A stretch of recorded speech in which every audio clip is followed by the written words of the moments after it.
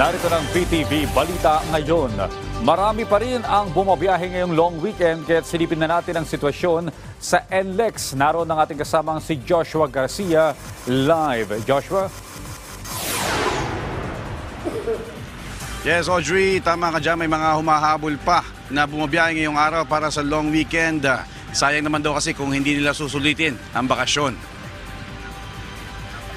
Audrey, kayo pa man, tuloy-tuloy pa rin ang daloy ng mga sasakyan dito sa North Luzon Expressway, partikular dito sa Balintawak Exit Toll Plaza, pareho sa north at southbound. May kaunting build-up ng sasakyan pero ito yung mga nagbabayad pa ng cash, kasabay ng pagpapa-install na rin ng RFID. Kaugnay nito, Audrey, ay in-extend ang dry run ng cashless transaction sa ilang toll plaza.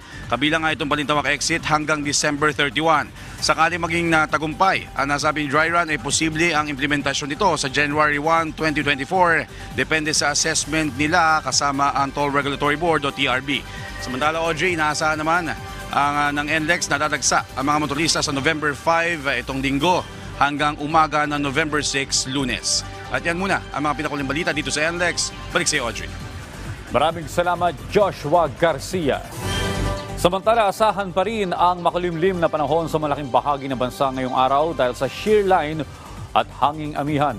Ang Batanes, Ilocos Norte, Apayao, Cagayan, Isabela, Aurora at Quezon ay makakaranas ng maulap na papawirin na may kilat-kilat na pagulan, pagkidlat at pagkulog dahil sa epekto ng shear line. Habang sa Ilocos Region, Cordillera Administrative Region at Cagayan Valley, magiging maulap at maulan dahil sa amihan.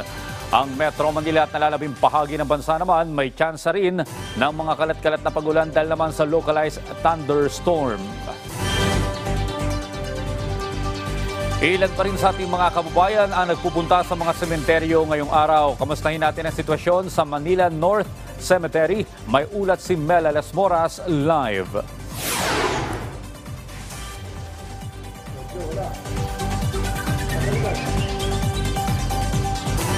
Okay, susubukan po natin balikan ang report ni Mela Las Moras maya-maya po lamang. Samantala, sa kapapasok lamang po na balita, nakatawid na ng Rafah border ang dalawang Pilipino. Kabilang sila sa mahigit 400 dayuhan na tumawid sa Rafah border nang ito ay buksan ng Egypt. Ayon kay DFA Undersecretary Eduardo De Vega, nasa ligtas ng kalagayan ang dalawang Pilipinong doktor na volunteer ng International Humanitarian Aid. Kinilala ang dalawang Pinoy na sina Dr. Darwin de la Cruz at Dr. Hidor Esquera. At yan ang mga balita sa oras na ito. Para sa iba pang update, i-follow talaga kami sa Facebook at Twitter sa PTVPH. Ako po si Audrey Goriseta. Magandang umaga.